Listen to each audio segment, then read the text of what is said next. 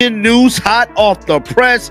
It looked like the push that was heard around the world has cost WNBA player Chennedy Carter her career. Chennedy Caitlin Clark is now suffering the ultimate price for Carter's push on her, which was more than simply a foul. It was career suicide. Here's where it gets interesting. The Chicago Sky are showing her the door without even giving her a core designation. Can you believe that? Price her job, her reputation, and potentially even her future in the WNBA. Carter went from being a rising celebrity to being unemployed in the blink of an eye. When Tyler Marsh did the press conference, he talked about Angel Reese, he talked about Cardoso, who I think is going to be a star in the WNBA, but he did not really mention Chennedy Carter at all, and that raised a lot of eyebrows. Chennedy Carter, who is already on her third team, has a propensity for causing trouble, as we all know, and this time, she went in a direction that nobody anticipated.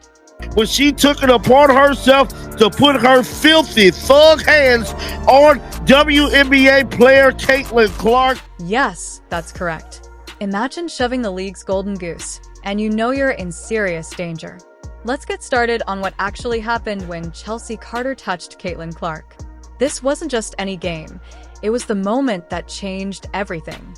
This incident sent shockwaves through the WNBA.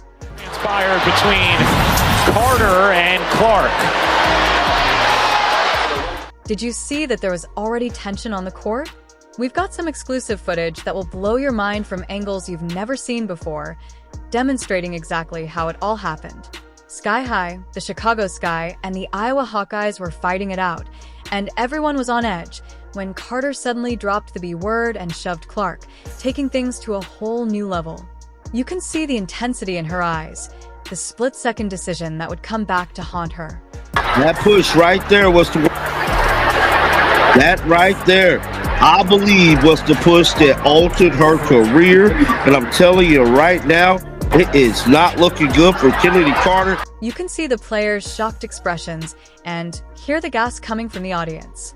One player who was there commented, "I've never seen anything like it." Caitlin's expression suggested that she was in shock over what had just transpired. Caitlin herself revealed that I was in complete shock at that moment, feeling the shove and feeling as though time had stopped. I was unable to comprehend what had just transpired, but this is where things become very intriguing because what followed truly sealed Carter's doom. The crowd erupted in alcohol. For calling someone the B word while literally freaking winding up for a cheap shot. Yeah, that has to be taken into account. And then after the cheap shot, staring over and saying something before walking away. Like, you can't give, like, that is 3 separate technical foul occasions. Since the WNBA also considers how you conduct yourself off the court, everyone is now wondering if Carter just threw her entire career off a cliff. At the moment, Carter isn't exactly winning any popularity contests. Her future was not going to be very bright, bruh. Now, a lot of people was kind of surprised by this. I'm not, because I know, you know what I'm saying? What she did to Caitlin Clark was completely unnecessary. And I'm here to tell you guys, she's living with that decision today because she is without a job. Some prominent scouts were in the stands that day, and one of them told us that it's not just the push, but also the mindset, because in our league, we're looking for guys who can manage pressure and serve as role models. We don't want a franchise player based on what we've seen that day. Right. You're jealous. Bigger that range. was a Bush League play, and it needs to be addressed. That was a flagrant foul. That was unnecessary. Flagrant, anything deemed to be unnecessary. I need somebody to explain to me, why was that necessary? Carter had an opportunity to correct the situation after that startling push, but instead she turned to face the reporters and exclaimed, "I didn't say anything on the play before bumping into Caitlin." Can you believe it? No regrets. She seems to have assumed that if she ignored the issue, it would go away, but this is where it becomes really interesting. It didn't go away. Instead, it became worse. There is no explanation, nothing. She turned to you a little bit after the fever I score. answered no Caitlin Clark questions. Did she say anything to you? I don't know what she said. What'd you say to her? I didn't say anything. depending on the play before bumping in with Caitlin. As y'all heard there, man, Chennedy Carter let it be known she was not answering any Caitlin Clark questions. And I'm telling you right now, she probably wish she should have, because she's without a job. Now, you might be thinking, well, she's a star player, so that must mean something. But evidently not when the general manager of the Chicago Sky dropped this shocking revelation. Chennedy Carter had an incredible season for us last year, but in a statement provided by the Chicago Times, she's extremely talented and is a player that can impact the game at the highest level. In our league, we absolutely appreciate what she did for our team last year. However, we've made changes to our staff and will make changes to our rosters. Those changes impact Kennedy's fit on the team, so we wanted to give her the best opportunity as a free agent. Furthermore, it's not only Reese. The team's insiders are leaking information, and it's hot. They claim that some of Carter's teammates don't even want her on the team any longer. Can you picture going from being a standout player to a non grata in that little time? I mean, look, maybe she's part of the culture problem. But that's very interesting. You know, I assumed, I'm not going to lie to you, I assumed the Chicago Sky was going to bring her back. Let's now discuss the decision to not extend Carter a qualifying offer in the WNBA, which is essentially unprecedented for a top scorer. It seems as like the Sky is saying, we'd rather have no one than have you. Ouch, that must hurt. They said Chennedy Carter not getting an offer from the Sky means one thing. Someone influential in the locker room did not want her on the team. You never let your best offensive player and arguably your best player walk away from nothing unless there are locker room issues. However, this is when things start to become really insane. Some people claim that this is about the WNBA's future as a whole, not just the locker room or even that push. Give it some thought. By pushing Clark, did Carter unintentionally drive herself out of the league? If so, here's the situation. Caitlin Clark is currently the golden goose, drawing in fans and possibly even securing a higher contract for all the players. Carter is currently an unrestricted free agent, but surprise, no teams are lining up to sign her. You would assume that a player of her level would have teams vying for her attention. The information we learned from insiders from each WNBA team is completely startling. I mean, she can score with the lights out. I mean, she's pure offense, a pure shooting guard, scoring guard, instant offense. But if you're a team, do you really want her on the team? I wouldn't. It gets even stranger when we dig deeper and discover a hidden clause in Carter's contract with the Chicago Bulls.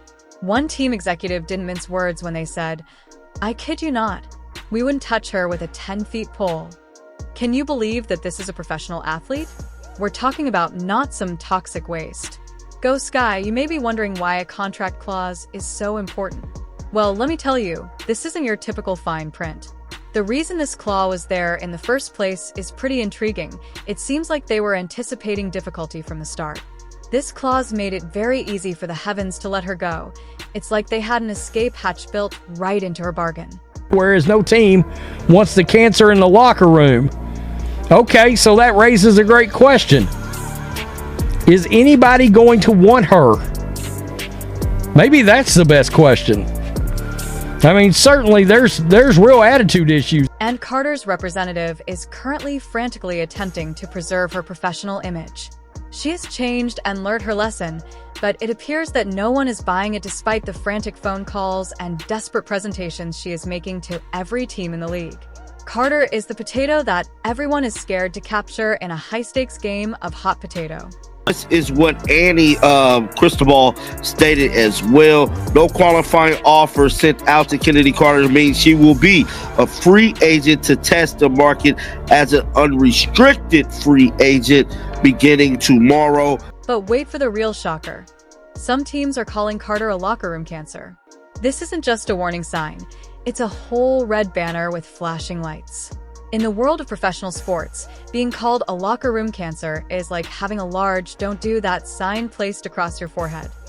And I'm telling you right now, a lot of people and a lot of owners is not finna pick her up because of her attitude. We must now ask the crucial question. Is this really the end of Chennedy Carter's WNBA career?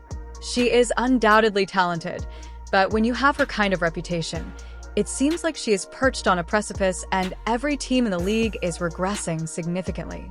There. Someone said, whoa, she must really had a bad attitude.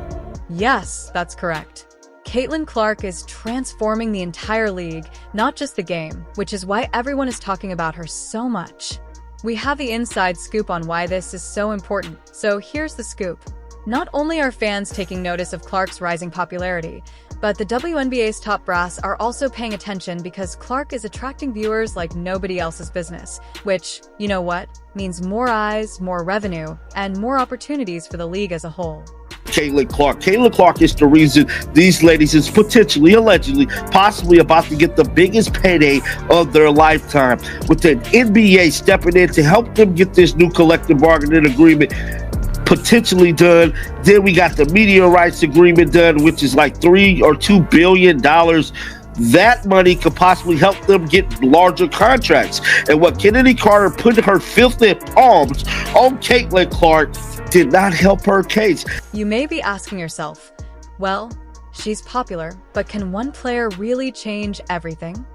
Well, let me tell you that it's more than just her on-court prowess. It's also about what she stands for. Clark's rise to prominence in women's basketball is giving her significant negotiating leverage. The Fever will have over 600,000 fans in attendance total this year, and the second best to that was in 1999 with the Washington Mystics at just over 400,000. So the Fever are going to account for over 200,000 more fans this year to their games than any other team. We have discovered some interesting information regarding the ongoing negotiations for a new collective bargaining agreement. And guess what? Clark's name keeps coming up because her prominence and success are crucial in advocating for improved pay and conditions for all WNBA players. However, this is where things get really interesting because the league isn't just talking about money, they're also thinking about making some significant changes to the way they handle player conduct. And let me tell you, it's directly related to that push incident we've been discussing. Our sources inform us that there are talks about enforcing stricter rules and disciplinary measures, as it is all about preserving a positive image around elite players like Clark.